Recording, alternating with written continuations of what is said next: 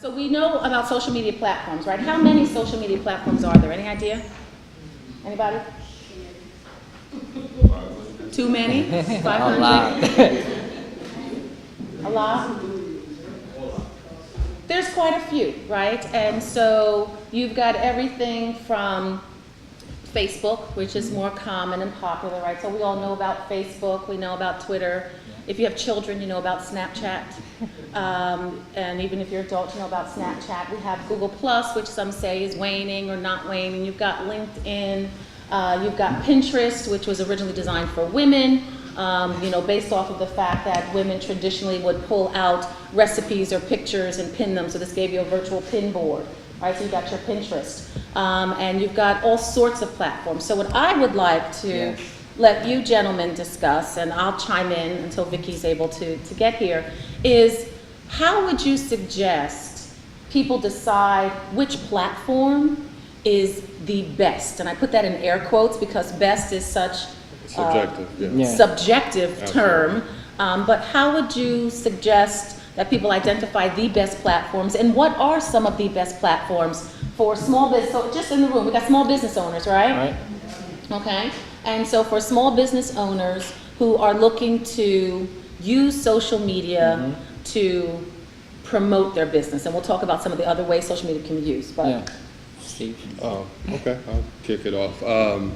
I'm Steve Jones. I'm a serial entrepreneur, and I use social media for various reasons for our company and our clients.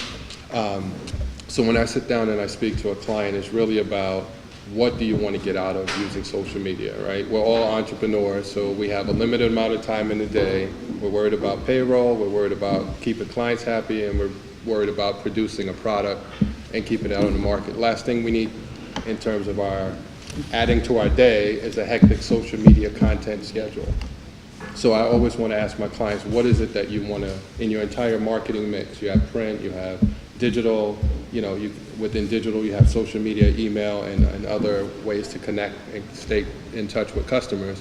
What do you want to get out of social media? You can use it for branding, you can use it for driving engagement, and ultimately that engagement should lead to conversion of new business.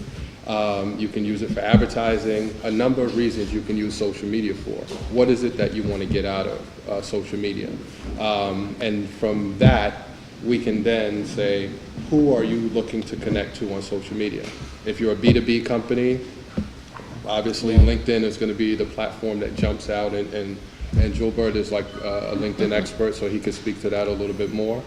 If you're looking at, if you're selling shoes, or you're selling like a physical product, there's social media and, dare I say, social commerce platforms that are better that would suit you better than LinkedIn if your goal is to try to attract customers and then convert those leads into sales.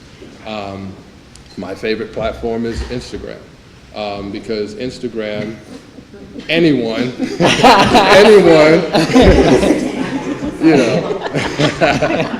Stephanie, she could teach a social media class all day. But Instagram is a platform owned by Facebook or acquired by Facebook that allows you to instantly connect with and build an audience, and then now be able to convert that audience. Anyone can become an Instagram sensation, whereas Facebook has the number 1, 2, and 3 most visited platforms: Facebook, Messenger, and WhatsApp. Like, they have the number 1, 2, and 3 slots. So 2 billion users, third of the world's population.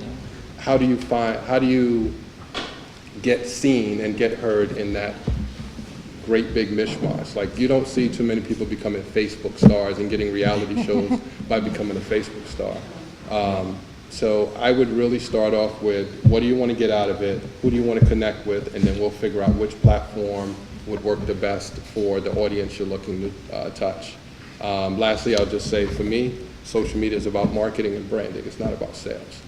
So it's a place where you can sell on social media, don't get me wrong, but while people are posting pictures of their food, they don't want to hear that your insurance company has new rates.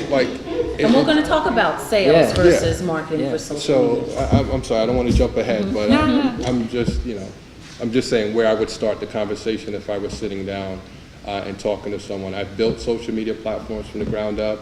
I've worked with major companies to launch their social media presence and things like that, help define what their social media rules and policies should be.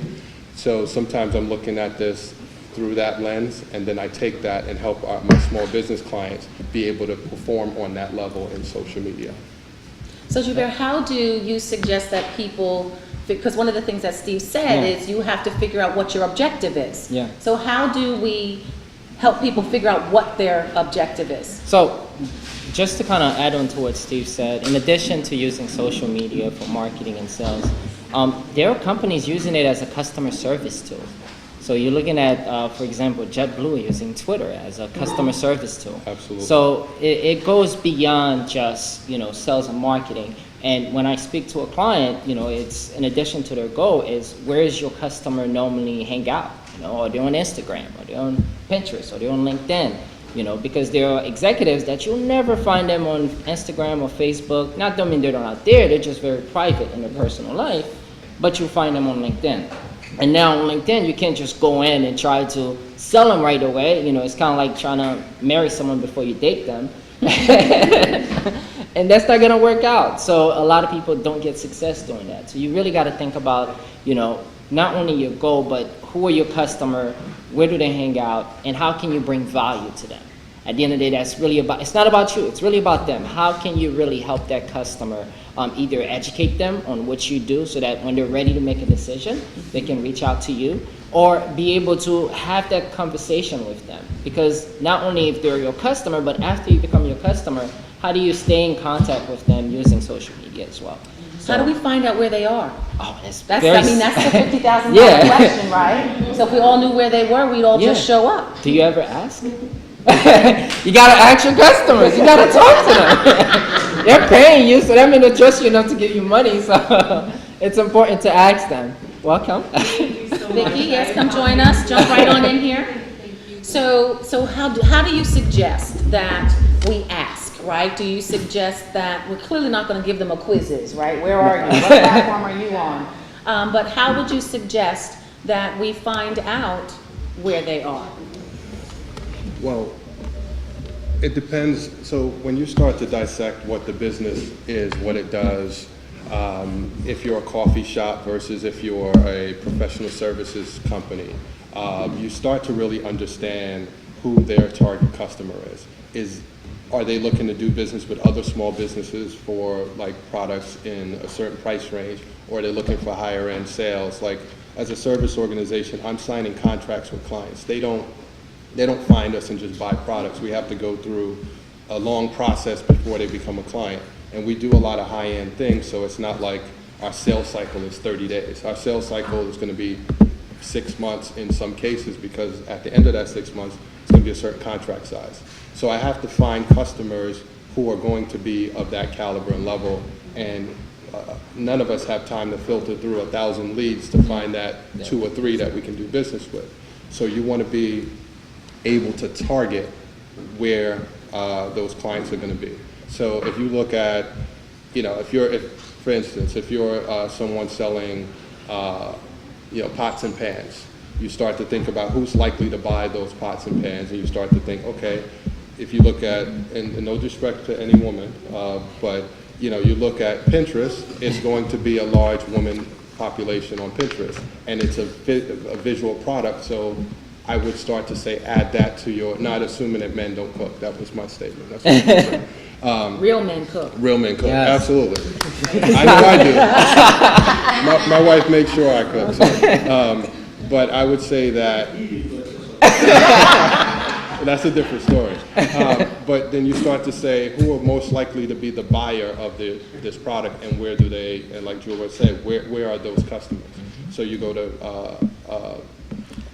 well, I'll let Vicki chime in on this part as well. But you really have to understand who your customers are, and folks like us, we study these platforms, so we know, that Twitter is 55% women and 45% men. So when and we know the age demographics of these platforms. So if you say your product is likely to be bought by a woman who's, between 18 to 24, we could say, well, here's where the largest swath of women are on social media. If you say, I need high net worth individuals, we can say, here's where they would be likely to be found. The data is there. When you fill out that profile and you're telling someone you're a senior director at a certain company, they're benchmarking that against other senior directors to kind of project where your net worth is, where your annual salary is, where you're located. You know, so that helps us to figure out where your target customers are as well. So Vicki, what would you say? We're talking about, you know, how do you figure How out do you what find, platform yeah, to use, exactly. right? So that's it's like the common question that I Exactly. get all the time, like, should it be on LinkedIn, on Instagram, Twitter, Exactly. Facebook, Snapchat? And the truth is, when you're starting to work with social media, you definitely should not be on all platforms. As Steve said, understanding who your buyers are, where do they spend most of their time? Think about the buyer's journey. So put yourself in the shoes of your buyer. How does the buyer become aware that he or she has a problem, right? Buyers don't usually just like, like search your business and know that you exist, right? There's an awareness stage. So understanding the buyer's journey. Do your buyers look up the solution to their problem on a Google search engine? Do they connect with other professionals on LinkedIn? Do they find your business through their referral network, or are they part of some sort of database? So really understanding the buyer's journey, and what we call in marketing term, buyer persona. And the buyer persona really relates to like a specific segment of your buyers. And each buyer persona may be different. For example, in our business, in the digital marketing agency, we created three different buyer personas. There's Marketing Mary. So Marketing Mary would be somebody who's familiar with digital marketing and might outsource some of the work to another marketing agency. Marketing Mary is a little bit savvy when it comes to digital marketing. Millennial Marcus. Millennial Marcus might be a different buyer. Millennial Marcus is a do-it-yourself. I don't need a social media company, but maybe I want you guys to just manage the ad spend campaign or the Facebook campaign. So the way in which we pitch Millennial Marcus would be completely different. And then there's Traditional Tony. Traditional Tony might be the businesswoman or businessman that has been in business for more than 10 plus or 15 plus years, that has been marketing on billboard ads, newspapers, TV commercial placements, and may not be familiar with this new sphere of digital marketing. So the way in which we market to him or her might be a little bit different. But you really have to build these buyer personas, and buyer personas, you can give them any name you'd like to describe them, but they each go through a different buyer's journey. And I think what you've heard from each one of us is that it's more strategic. It's not just throwing out memes. Like, that's not going to generate sales. Oh, sorry. Yeah, he's recording. Just the two of them, though. I just went on Facebook. We're That's live so wrong, on Facebook. right? So It's just we're talking not social enough media. I space figured on I'd the go screen. live on Yeah. social Good, media. good. So you mentioned personas, right? Yeah. So let's talk a little bit about, we've been talking about how do you identify your customer, right, and where they are, and clearly there's research, et cetera, needed. But then you also need to establish your own profile. Yes. And your own corporate or individual, depending upon what it is you are selling or marketing, that persona. Yeah. So can you talk a little bit about, are profiles important? Yes. Yeah. How important are they? Do you need to have, because you get spammed, right? Saying your online message or presence is not clear, click here and let me help you fix it, right? So how important are profiles and what should we do about it? I think your profile is more like your digital footprint. Just like we all have our identity, that's your identity online. So it's extremely important, and it needs to be catered properly. Just to kind of add on what Vicki said, when you're developing that buyer persona, you also got to think about, what's the problem that that specific persona is having, and how do, when I'm creating my my profile, how can I address that problem? Like, for example, when we work with our clients and redoing their LinkedIn profile, depends on what industry that they're in. Sometimes we'll say, I had a case study in your summary where you really talk about how you help a specific client, what were some of the challenges, and how you were able to bring a solution so that they can picture themselves in that scenario. We also have others that we have franchise that we work with, they work with seniors and elders. Their profile on LinkedIn, we're focusing more on the emotional side because it's an emotional business. So it varies based on that persona that you have in terms of your buyer persona, the problems that you're solving, and then the platform that you're in. You know, so if you're on Facebook and Twitter, it's gonna be a little bit different than when you were on LinkedIn. So staying with LinkedIn a little bit. Yes. Yeah. And talk to me about building your profile as an entrepreneur. Absolutely. So do I say, I'm Cheryl McCants, I went to Brown, is that important when I'm trying to pitch my marketing, public relations business? So talk to me about Absolutely. the profile Yes. and what needs to be there. Yes, so let's take LinkedIn, for example. Your profile, one of the very first thing before you even think about anything else is, okay, why am I doing this profile? Who's gonna read it? What do I want them to get out of it when they read it? These are questions you should ask. And then the second piece is to look at, okay, make sure you have a professional headshot. That's a given. A lot of people sometimes don't even have a headshot. And that's a problem because LinkedIn, there's over 528 million professionals on there and it's growing. So think of it like we are in this room and you go into a networking event. You know, we get to see each other's faces and see somebody smile. You know, treat LinkedIn like that, like you're networking online with other professionals. So having that beautiful, nice smile picture is very important. Then the next step is that title, right? A lot of people will just put entrepreneur or they put CEO of XYZ company, but nobody has no idea what XYZ company does or how it can help them. Take advantage of those additional spaces that you have and really talk about answering one question: how do I help my clients? And just really answer that, and then maybe you still have your title, but adding that to it, make it more valuable because somebody can easily decide do they want to read and learn more or not. Then the next piece is that summary section. This is where you have 2,200 characters that you can work with. 2,200 characters. Yes. 22,100, not 2,200. Nobody wants to 22 read and then it. 100 on the side, right? So the value there. I was like, wow, 2,200? I that's must a not be lot. up to date with LinkedIn. Yeah. Well, Twitter just changed today. They doubled the number of characters just for certain select folks, so. Just for Trump. Yeah, just for 45, but we won't get there. So go We ahead. won't get there. So that summary section has to be structured properly. So the summary section on LinkedIn. Yes, it has to be structured properly with what you do, how you help someone, your case study, and your contact information so that someone can reach out to you. Then the next step is the experience and the education. That's important because it helps create rapport. Guess what? Sometimes you're talking to someone, the only reason they started having a conversation with you because you went to Brown. Right. You know, so it creates that rapport and that relationship that you're looking for. Then one of the most important pieces of your LinkedIn profile is recommendations. You know, it's so much more to it, but I think recommendation is very valuable because that's where someone else is talking about their experience working with you and working with your team. Now, in addition to that, now we can do a lot of videos on LinkedIn as well, from native video to doing video testimonial of your clients. So that's create other opportunities that would be, you can take advantage of. So Vicky, right, we've got LinkedIn, we've got videos, we've got 20 to 100 characters. I know. How would you suggest, again, sticking with this whole profile, Yeah. knowing that we're targeting or reaching out to Marketing Mary, Millennial Marcus, or Traditional Tony, right? So we're trying to get out to those folks. Yeah. So how would you suggest that we ensure, or is it important that there's continuity? When they find us on Facebook or LinkedIn, do we need to look the same, sound the same? How do we tie all those social media channels together? I think every platform has its purpose. On LinkedIn, you probably won't share the same content that you do on Instagram.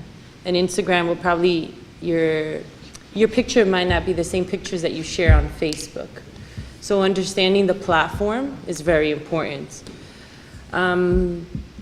Here's a little secret that I have on how to get in front of the faces of your prospects. Write this down, y'all.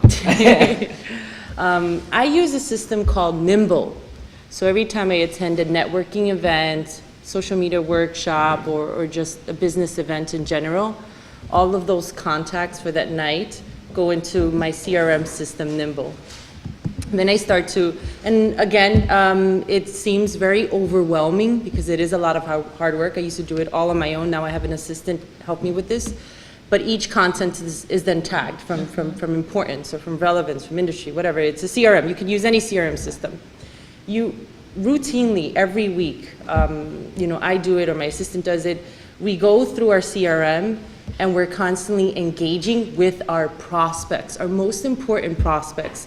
The deals or contacts that I'm going to close that week, or I know I've been negotiating, or we've been in the works of talking or partnering, whatever it is, I'm engaging with their content the most on social media. And that includes everything from a like, to a comment, to a share. Now, the way the algorithms work on social media, the more that you engage with that contact, the more that your posts that you're posting on your social media channels will begin to appear much higher in their feed. So I'm not buried all the way down with their 50 or 500 other friends. If I'm engaging with their content, guess what? The way the algorithms work, my posts will appear much higher in their feeds.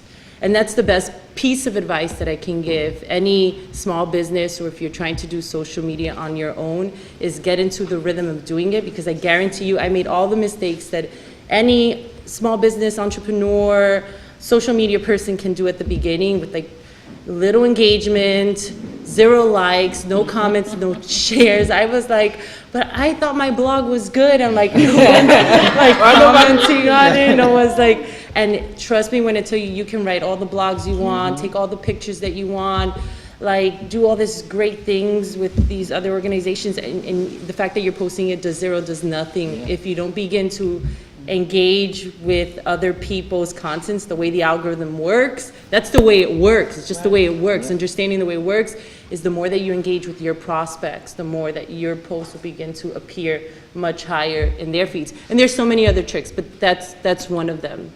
And that's on any platform. And I think Facebook, I forget the actual percentage, but even if you are friends with someone on Facebook, only it's either 15 or 25% of your posts will actually make it to their feed. Yeah. So don't assume Yeah. that because you like somebody or you follow somebody, they're going to see your content. So to Vicky's point, you have to balance between over-engagement and engagement, but you have to be engaged. And so Steve, can you talk a little bit about, it's like we need a campaign of some sort, right? So there needs to be some strategy behind what you're doing. You're not just willy-nilly saying, okay, you know, I met all these people, whether I'm using Nimble or Infusionsoft or whatever, and I'm just gonna invite you all to our free PR webinar tomorrow, right? But there has to be some strategy and plan behind it. So how do campaigns work, and how do we tie them into our social media channels? So these guys just pretty much said it all, so I can pretty much leave. But, you know, because I'm on Facebook Live, I'm compelled to say something. But, no, so if you look at a campaign, you look at all of the channels, whether it's social media, email, print, you know, advertising, you look at it all. The way I look at social media is how I look at anyone here I'm going to meet. Hi, my name is Steve, this is what I do, you know, and then we start to establish a rapport, and then once we have that rapport, I can communicate with you, and then we can engage. We have calls, we have texts, we have emails, we have meetings, and then we move the conversation forward from there, hopefully towards us doing business, or identifying whether we can do business or not, or whether I can put you in touch with business even if you and I don't do business. So that's how I look at social media. First, if no one knows you, new business, or you haven't built the audience, first leg of the campaign is to build awareness that you exist. No one can buy from you if they don't know you exist. That's first. So any campaign starts with, once we did the research and identify who you're likely to do business with, building awareness amongst those people. Second is a content strategy. Vicky and I are friends, Gilbert and I are friends. We're gonna have different conversations with each other than we're gonna have with someone we just met. So what do you say to a friend? What do you say to a family member? What do you say to a new prospect? The tone is gonna be different and the content is different. So identifying which content, are we posting videos? Are we posting informative messages to help people that kind of show you off as a subject matter expert so those people can keep you top of mind, and using some of the strategies that Vicky used to kind of show up in their feed more often. And then that engagement ultimately needs to lead towards getting them, anyone here has a sales funnel. You have the broader part of the funnel where you're starting off the conversation and then it drills down into a sale. So it's kind of identifying prospects and then moving them further into the funnel. So that's what the campaign in a broad sense would, obviously depending on the business would be different, but in a broad sense, that's what a campaign structure would look like for us. The awareness, the content, the engagement, and then ultimately converting a percentage. So it'll look like we're gonna reach out to 10,000 people, engage with 500 to ultimately get 50 prospects, and those 50 prospects may lead to 5 sales. So it'll look like that in almost any marketing campaign. So this is work. Yeah. Right? So I want to kind of go back. Yeah, Right? This is a absolutely. lot. That's why these two get Right, paid and the we big do bucks. it, right? And we You do know? it, but it's work. So again, where should the people in this room be? What social media platform? If we now know, right, that regardless of where we are, research is the first thing, right? Yeah. And we spend, at least at my firm, we spend a lot of time doing that initial research, right, to assess, right? So we know we need research, and we know we're gonna have to build awareness, we're gonna have strategy, engagement, we're ultimately looking for conversions. Yeah. Does everybody, Vicky, need to have a company Facebook page? Or should I just use my personal Facebook page to convince all my relatives to tell all their friends to hire my firm? So what should we be doing? It depends. Again, it ties back to the question that the buyer persona. Understanding who your buyers are, where do they spend most of their time, what type of articles are they researching, what are their pain points. So once you understand your buyer persona, then you can figure out, okay, LinkedIn is the way to go. Okay, Facebook might be something that we might want to explore. An Instagram campaign might be something we want to execute. But it goes back to that buyer persona, understanding who your buyers are, what their pain points are, where are they spending most of their time online. So that, it just ties back to that question. And Yeah. one thing to that, that's absolutely correct. I would say that anyone here who started a business knows that the first few people that you're going to engage about are going to be friends, family, and the people that are close to you. So social media can have a very polarizing effect when you do that. So if people on Facebook, which is more of the most social media networks out there, if you want to talk about that new business venture and you don't have that rapport amongst your friends while they're talking about, you know, our president, they're talking about politics, they're talking about what they're doing on Friday night, and you're trying to talk about certain business things, you're not going to get the engagement in that space. So sometimes, especially a person like myself who can be very outspoken for myself, but not necessarily the voice of my agency, right? So I separated the two because I have a Steve Jones identity, and then Websignia has its own identity, and they don't always match up. So you have to look at it from that perspective as well. What Cheryl touched on earlier about the percentage is absolutely right. When you start posting content, your audience is not going to see more than 17% or so of that content. So it makes sense to post it on your company Facebook page sometimes, and then cross-pollinate it onto your personal page and say, hey, check out the cool things my company's doing, or something along those lines. I do have one suggestion, and this is, again, another little trick that we use. Even if you may not be active on Facebook, but you're more active on LinkedIn, or you're more active on Twitter than you are on Facebook, having social media accounts actually helps with Google search rankings, because the social media accounts that you open up for your business with your business name, and in the profile you include the website URL, it's backlinking back to your business website. So from a search engine optimization standpoint, it doesn't hurt to have your profiles open and make sure that you're including the website link in these social profiles. Yeah. And also submit your business to Google Maps. That's like the big thing. We always tell clients, and it's not an online, it starts off with an online process, but then they actually mail you the code, and they're still doing it that way, right? They're mailing you the code, so it's like a 2-week process. You enter the code, and then they verify your real business. Yeah. But when people are searching your business on Google, which is the #1 search engine that people search through, you are appearing on the right-hand side of the screen as a business, or your social profiles and your websites appearing in the search engine, so that's what you want. Definitely want to do that. In addition to that, I don't know how many of you actually Google your name before? Twice a day, actually. What do you see when you do that? Do you see your or you see someone else, or?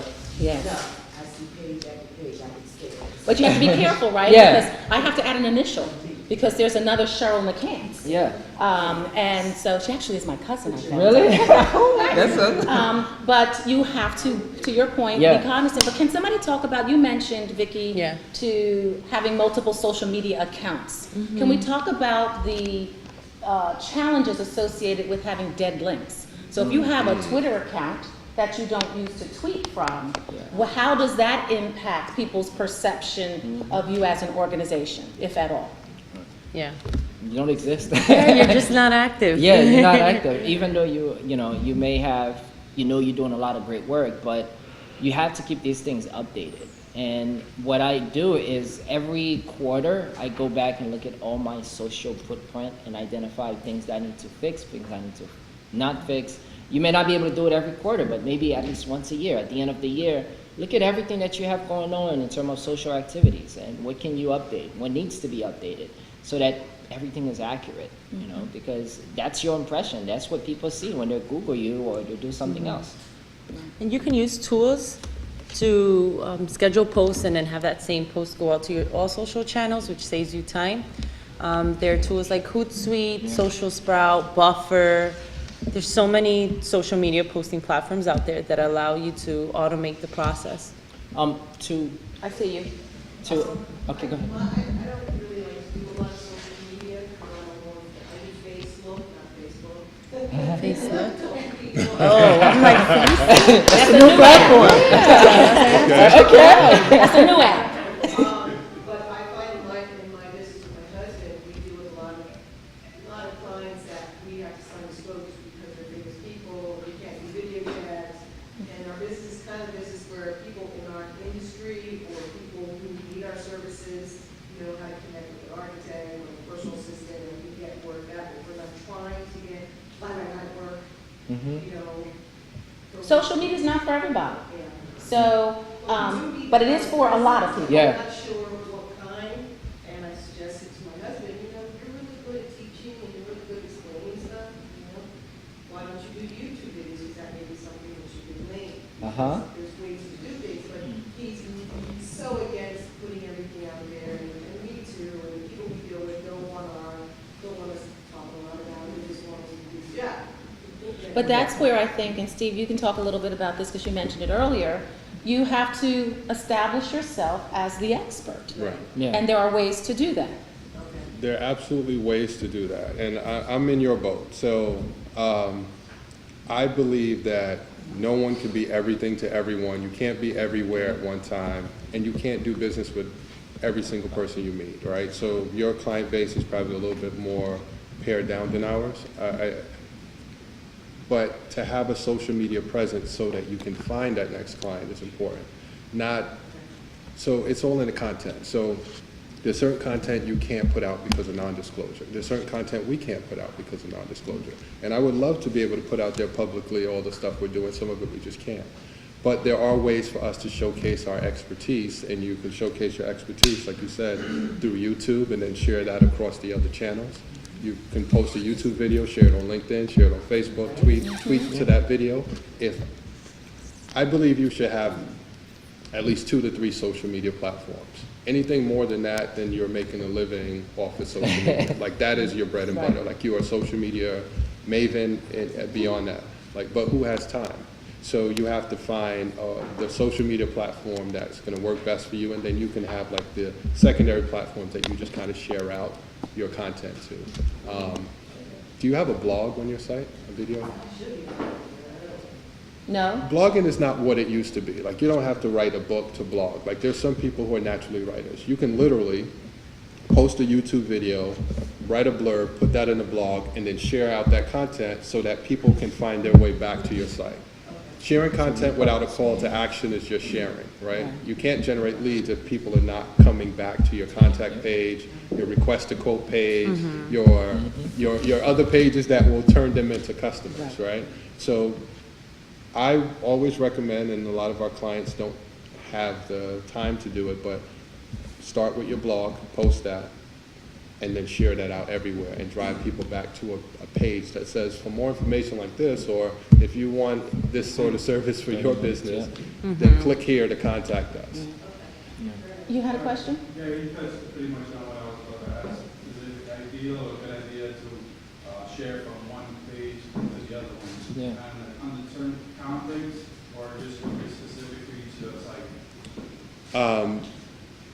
So I don't want to hog these guys. I think it varies based I on could what you're talk all doing. day. But I think when you mentioned repurposing the content, it's a good strategy to start, especially if you don't have a lot of time.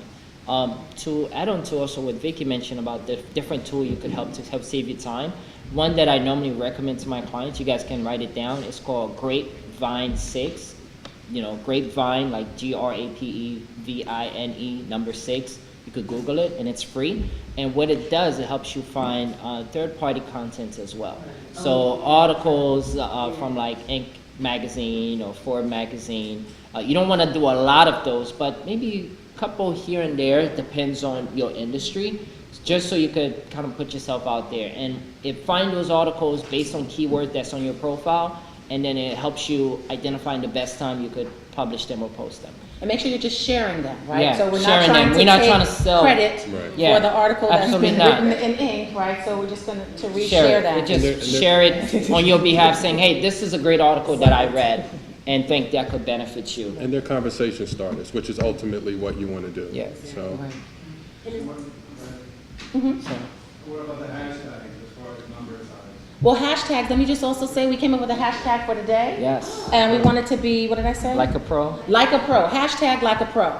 So I think that helps the small business like a pro, you can social media like a pro, but hashtag like a pro. What that then will allow all of you in this room to do is if you want to stay connected with the people in this room, and you can go and then search that hashtag like a pro, and everybody that has contributed to that conversation, that dialogue, will then show up in that list, right? So you may not have been able to get everybody's business cards, and I go out to events and I tell my team, we don't need to come back with 500 business cards, right? So let's be strategic, identify the significant ones that we need and come back with them. But if you really do want to connect with everyone, you can follow the hashtag. So for today, if you've enjoyed it and you want to come back to your next power breakfast, right?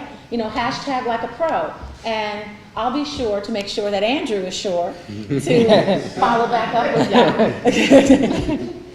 So, I mean, I'm not ending the conversation, but I just thought, I wanted to talk a little bit. Can I do one more thing? Okay. Because in our prep call, this kind of came up as a topic. And we know that social media is a great tool for marketing. We know that social media is a great conversation starter or completer. But is social media a tool to use for sales? Go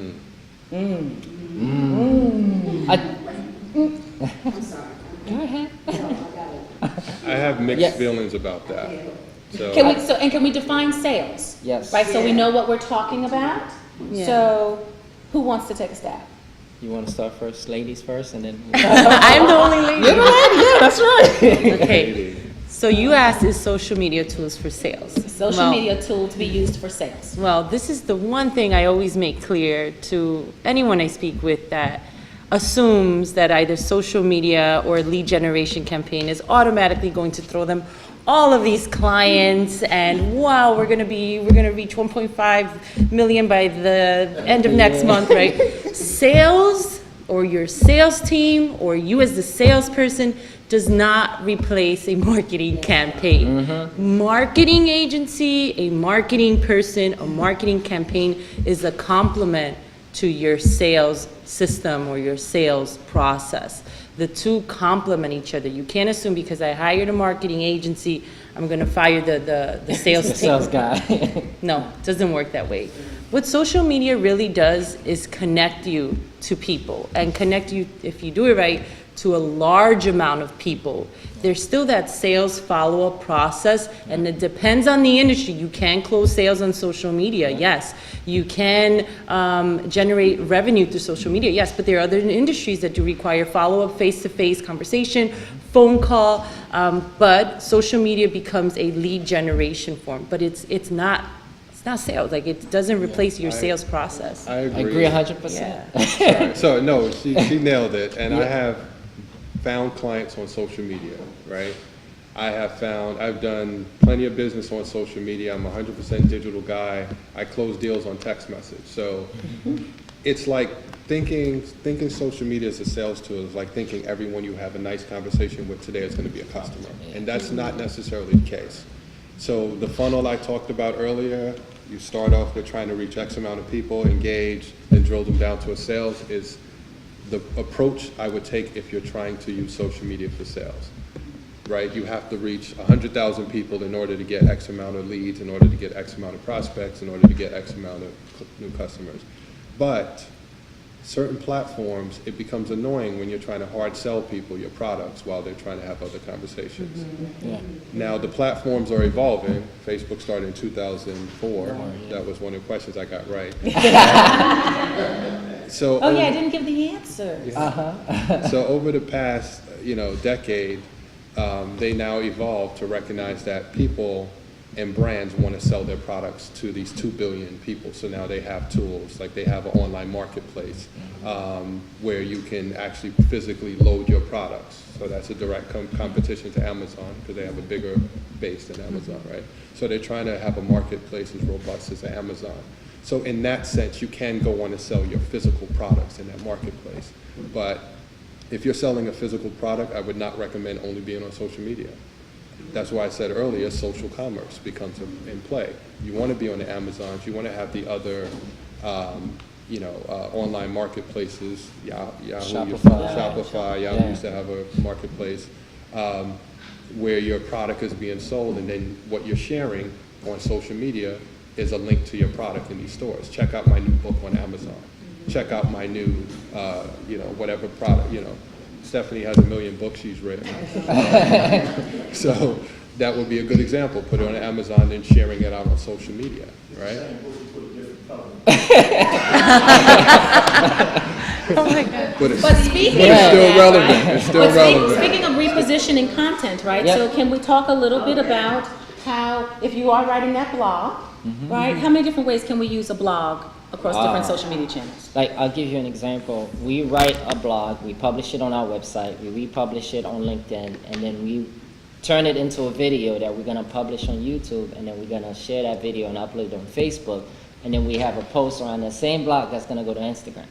So. And then you pull out some tweets. Yeah. You pull out a Facebook post. Absolutely. And, Absolutely. and Yeah, it's just you one piece of repurpose content, it. but you could, what you have to do is lay out a plan. What's your blueprint? And how you're gonna use that piece of content to benefit you. So, Andrew, I'm sorry, I know I cut you off before. What were you gonna say? Okay, well, you're talking about hashtags. Yes. Yes. So I guess your team is doing this stuff over there, right? Mm-hmm, yes. And is there anything that people can respond to? So, I don't know what they're doing, because I haven't, but I know that they're working. And I'm proud of them. And so I know that we have our digital content manager, Justine, we have our writer, Giselle, we have business development, Elise and Dave, so, and Ginny, our HR, so our team is here. So what are y'all doing? Well, I'm live tweeting. You guys are giving me really excellent quotes, so keep doing your thing. Okay? People are liking them. So there's engagement. There we go. Yes, Justine is capturing the multimedia aspects of that with video and photos. So we can kind of give people a sense that they are here, even if they can't be here. And so when you have events, right, and you do things, and you're looking to reach a larger audience. So I wasn't joking about that PR webinar. I am having a PR webinar tomorrow at 12:30. If you're interested, let us know. One of the things that we're doing, however, is we're going to be recording it, right, so that we can repurpose it, so that we can catch it and send it back out again. And the idea is that you can reach your audience today, and then you can reach another audience tomorrow. You can establish yourself as a subject matter expert. You want to figure out where are your customers. And so this is a webinar for entrepreneurs, and it's called PR 101. It's 20 minutes at 12:30, right? So because a lot of entrepreneurs are still working, so smaller ones. So the idea is find out where your customers are, find out what they're doing, figure out how to connect with them, and put a whole campaign together. And don't forget hashtag like a pro, Like a pro. right? Hashtag like a pro. So I just want to recap and then tell me what we're missing here. Yeah. So I've learned a lot. So I always love to learn. So thank y'all and, Okay. and thank you guys for participating as well. And so social media versus social commerce, I think that was a huge distinction. But I also think that what we didn't get to talk a little bit, I know we're focused on social media, but digital, right? So it's not just, you talk about driving people back. You have to have something decent to That drive they them can back go to. to, yeah. So how important are landing pages or websites or other things of that nature when you're looking at the entire social media mix? Very important. I mean, they're working for you. Sorry. You were so excited. I know. Right? I'm always It's pumped always up. very important. You sure? Yeah. Okay, I'll keep the answer short and simple. Again, I always go back to algorithms and the way that the behind the scenes works, because once you really begin to understand it, you begin to realize or strategize or manipulate the way that the algorithms work. Google is like the #1 search engine, right? Websites, landing pages, social media profiles, blog content, video content. The more content that exists on your business, even media coverage, blogs writing about you, online newspapers writing about you, the more that your business exists on this like online world, right? The more that Google begins to index those pages. And index, like what does that mean, right? I mean, think of it in the traditional sense. When you index, right, you like archive, you know that it exists, it's there, it's filed. Google begins to find you more relevant in its search engines, the more content that you yourself are creating or that other people are talking about your business. And that's like the #1 thing, right? If no one's writing about you, if no one's mentioning you, if no one's cross-promoting you, if you're not updating your social profiles on an online system, in this online world, you don't exist to customers. And that's true when you're dealing with very private clients and customers. Please don't be fooled and don't think that the high net worth individuals are not researching you online. Right, yeah. So even Yeah. though you might not be able to share, there's certain content that we can't share Yeah. as well. Yeah. But you best believe that that entity, that individual, that organization is going to be doing some research to validate your existence and to verify. So you mentioned Yeah. recommendations and testimonials. And Steve? So I was going to add on to that a little bit, and that's absolutely right. So we're in the era of big data, right? So every bit of data that can be transmitted across the air is being captured in someone's database, is being analyzed, quantified, and then attributed to characteristics so they know what you're going to buy, what you're likely to buy. The reason the algorithm works the way Vicky described is because if you like something, they're going to offer you things that you're more likely to like, right? So what you want to do is get out in front of that data, knowing that anything you put on the internet is going to be captured in someone's data algorithm. You want to make sure that you protect your reputation by making sure that you're putting out as much positive content about your business as possible. You don't want to have other websites come up first in the search results higher than your own. So it's more relevant if you have blogs you've written, posted on LinkedIn, Yelp reviews, how more likely are you to try or buy something with a review of a 5-star rating? Like that, people don't accidentally get all those 5-star ratings. It's intentional. Go and Right. rate yourselves. Right? So even if you do get a rating of a 3 or 4.5 because of a bad customer experience, you want to reach out to that customer and say, hey, I saw that you gave us this rating.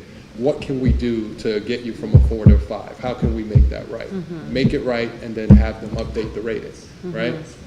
Because all of that is, behind is big data. Up front is your online reputation.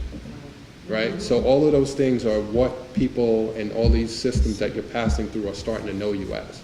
Are you a frequent tweeter? Do you like red shoes? Do you like Amazon? Do you go to Mercedes 5 Mercedes website 5 times a week. What articles did you like? It starts to create this overall persona. That's why the ads you see are targeted towards you, right? So you want to make sure that the information you're putting out, you're in control of. Because what you can't control is what they start to do with the information, right? Yes. Talking about ads, is it good to promote Instagram and Facebook as far as their business? What kind of business do you have, sir? I patented a female urination device. I'm sorry? I patented a female urination device. You patented a female urination device? Yeah, And you want to act, I'm sorry? it allows women to urinate from standing position. Wow. Okay. Okay, all right. Interesting. Let me just regroup. And so I would say when you're trying to determine whether or not to advertise, have you spent the time researching who it's targeted towards? Is it targeted towards individual consumers? Is it targeted towards rehabilitation facilities? Is it targeted towards hospitals, doctors? Yeah. Anybody want to jump in there?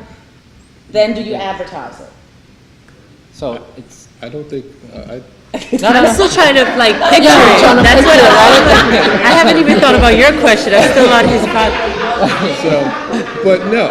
Right. Like I've been on the train sometimes. I'm like, you know, like is it private, public? Like where do you use it? How do you? Yeah, well, it's so you can use it wherever you want. You know, it was inspired by a friend of mine that she needs to go to the bathroom. She blurted it out, I wish I could urinate like a man. And my mind went, wow. I just went to the germaphobe in me, right? And so that's right. You know, one Right. thing is. So I would say so to stay focused, right? So the question, do you advertise? I think that is a unique decision, and you Yeah. have to have a strategy behind that, right? Of course.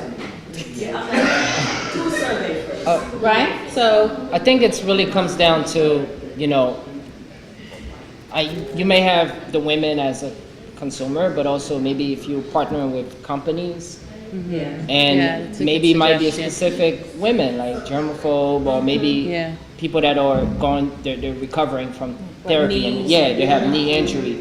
So you really got to think it that way. I have it set up where it's, right now I have a lot of target markets, and I'm just trying to focus in on one, and then go to platform from there, and then go from there. May I ask, how are you currently selling it? Like, what is Right your, now through social media, Instagram, my buddies, my best. you're selling it through social media? so it's a Cool. direct-to-consumer product? Yeah, Like, that's- so someone can go, Mom and pop shops. okay, so Okay. you're not Okay. going through like a wholesaler, a distributor, another, like how, No, I haven't been able to locate a distributor. So you're manufacturing it? CVS, I got the money book, I might be going on .com soon. It's just a matter of time. so, yeah, I definitely love So to I think you've got your strategy, right? And so if through your strategy, you've identified that your target is spending time on Facebook, then yes. Yeah. If they're not there, then no. Right? Would you? Yeah. I'd love to talk to you about that. I think yeah, I think distribution might be really good option. Right. Yeah. Like you might say one on Instagram or a couple on Instagram. Yeah, you I'd might- be curious, but if you have a company, then you could probably. The If channel you- opportunities are huge. Channel opportunities. Yeah. Give you a quick demonstration of how the product uses without consulting. So after this Yeah, after this, session, we let's do talk. that. Yeah. All right?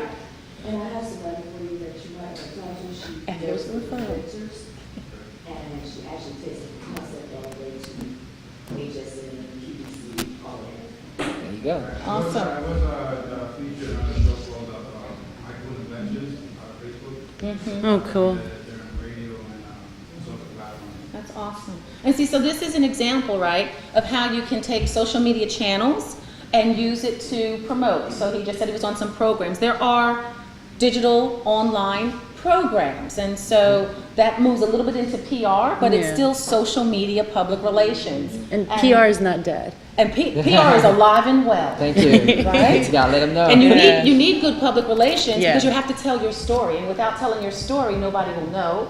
And if they don't know, then they don't care. Yeah. Right? So, in terms of the different channels and opportunities, I know we only have a few minutes left, but we talked about B2B being primarily for LinkedIn. We talked about there being more women on Twitter and Pinterest. Pinterest? Right? We talked about social media versus social commerce. and the importance of making sure that you tie not just your social commerce and your social media, but your online presence together, and making sure that you establish a solid identity so that you take advantage of the different descriptors, the 22 to 100 characters that you have available, and being able to take an asset like a blog and repurposing it, creating vlogs and putting it in different spaces and different venues. Research is key, and to make sure you know whether or not you are connecting with Marketing Mary, Traditional Tony, or Millennial Marcus, right? To be engaged, to have a plan, right? So my team knows I'm big on editorial calendars, right? I am anal, I'm creatively anal, right? So I'm anal, we need a plan, I like a deadline. If we miss the deadline, let me know we're missing it, but at least we have a plan. So you have to build awareness, have some content strategy, engage, and then convert. But I think my biggest takeaway that I have an asterisk by is you need to have a good picture, so Pam, right? So you need to have your image, right? And so whether it is your profile picture, invest in yourselves, I think is the takeaway, right? And so I wish there was a photographer here. Who I tried to plug, right? But it's very important. We have our videographer here as well, right? So it's extremely important that you have a plan and that everything is connected and unified, so that at the end of the day, you're telling your story to the people who you want to sell to, who also have the budget to buy from you. Right? Absolutely. That's my part right there. Just saying. So any other questions? Anybody? Not a question. Comment? Yes? YouTube channel? YouTube channels. Who wants to talk about YouTube channels? Well, YouTube is the second biggest search engine in the world, so if you are able to use YouTube and publish some videos, maybe a walkthrough on how the product works and things like that, next to Google, that's the biggest search engine in the world. So, but make sure in your YouTube descriptions, right? You have to.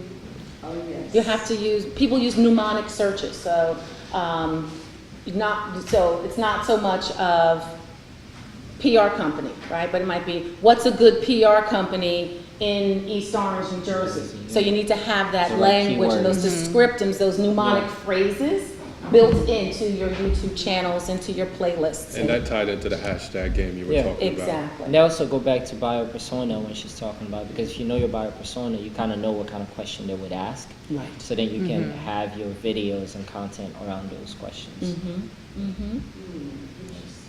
So I just wanted to say, you talked about the sale, right? They got me this one for the very first time how many years I've been on. Now, I've sold on Facebook, but it took a lot of work. We got a couple of sales, but it was like, oh, so it really does work. But they got me, and you know how? It wasn't, what made me stop and look at this thing was, you know, they have those ads, and all the people that like that ad, right? But it must have been something in the terminology for sure that caught me. It resonated with you. I took the test, listened to the whatever, but this was interesting. I said, okay, I'm going to get the download of the meditation. $17, you know, it's like $97 down to $17. I was like, all right, you got me. That's a bargain. Meditation, okay, bargain, all right, and it was for something that picked up, and I said, yeah, that's right, from the test. But when you go in to make this buy, then it takes you to the next set of things that they have to say. And the next set, and I must have gone through 5 pages of no, Right. you know. But that's a good campaign, right? But what a campaign, Yeah. this thing went on, and I'm like, how many products do you have? So that's about planning, right? So we talked about the importance of having a plan and the importance of doing stages. You know, we create drip scripts, so that way you drip a little bit of information to people to bring them in. So She did it. I only got the one thing, but I went in there for it. One thing I would say to you, be specific about what you want and don't let anything deter you from that, or you end up spending $1,000. but if you're selling, which is what we're doing, Yeah. right? I saw another hand over here. Yes, sir. Yes, I have a question with regards to the social media. How, say, a person is involved with a franchise to maintain the integrity of the brand of the franchise.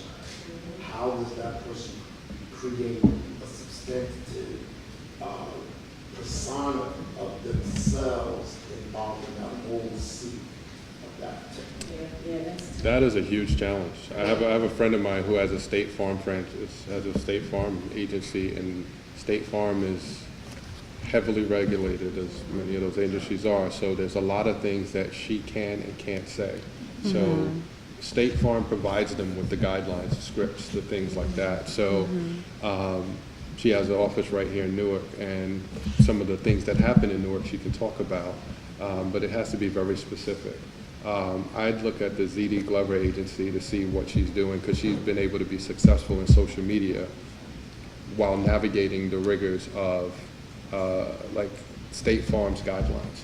So it's very difficult to build a social media, an independent social media presence as a business. You can do it as on your personal, but as a separate business entity, being a part of a franchise, that's a restriction they put on there. You have to be you should negotiate that up front. Yeah. And look at what they're going to allow you to do or not to do, even from a personal perspective. In the former life, I was director of communications for Nike's Jordan brand. And so athletes that were contracted with us, were their personal persona is their professional persona. And so you may or may not be able to do things as an individual, because especially in today's world, things are so intertwined and integrated that your personal persona is your professional persona. So I would suggest you look at the assets they're going to give you up front, see if you can negotiate some options, and then I'm a pusher. Push it a little bit. Just push it. And then they might push back, they might not even notice for like 3-4 years. Right? So, is that recorded? Message. Most of the financial services. Yeah. You regulate, so you regulate what you can advertise, what you can't. In that kind of business, usually they license everything, really give you guidelines of what you can advertise, what you can. But be careful too. I mean, there's some regulated, there's a trend going on now. So in the past, athletes, celebrities, high net worth individuals were the folks that brands sought out to be their brand ambassadors. The reason why I mentioned Instagram earlier is because people now, and I've seen it, I have clients who do this. Like, I have a company I'm sort of courting. They evaluate their brand ambassadors by the size of their social media audience. It's not about who you are, how many movies you've been in. It's about the size of your audience. And I have a friend of mine who's an actress, and there's some things that she has to do to get her audience up before she can approach certain roles or certain brands about being a role in a commercial or whatever, because they want to leverage your network, right? So some of these brands are getting smart to how to leverage your social media network and leverage your following for their free advertising. I have one last question for you all before we go. We have 2 minutes to 12. Well, I like to end on time, right? So should you buy followers or likes? Yes or no? No, absolutely not. Should you buy followers or likes? It goes back, I think, to the question of what is your goal with that profile, with that campaign. I've heard many people say, right, like these two gentlemen, no, right? It's all about organic likes. It's all about organic followers. That's like, it's hard work. It's hard, but again, it depends. I have to be very honest with you, it depends. If you ever follow a celebrity and you say, oh, this person's so popular, they have 1 million followers, you go back a month later and they now have 100,000, that's because these social media platforms yank those bought followers. A lot of celebrities buy followers right before a big push so they look like they have a bigger audience, or Twitter will routinely go and do data cleansing of all these fake profiles. They know which profiles don't have any engagement, which ones have the little Easter eggs. Instagram is doing the same thing. So you can buy followers if you want. I strongly recommend, if you don't have a backup plan for when those followers get yanked, and if having followers, a number of followers, is part of your public reputation, then some people may buy them. But if it's about trying to convert those people into prospects and Right, sales, yeah. those bought followers are Yeah. never, Right. they're They're not never real going to accounts. convert, They're not right. going to be converted anyway. It's just to look like you have followers. And if you really want tangible results, as most small business owners do, you don't want to buy followers. I'm a hard no on that one. So I want to thank you all. I want to thank you, lady and gentlemen. Seriously, if anybody's interested in this PR 101 webinar, you've got Dave, Jimmy, Justine, Giselle, Elise, myself. We have a full day of events, so we're asking you to just sit with us while we turn. I'm going to turn this over to Andrew, but don't leave unless you absolutely have to, but then send somebody so that the seat is refilled with someone else. And everyone, use your social media to best promote your business, and at the end of the day, it's about conversion. Yes. Yeah. Thank you, everyone.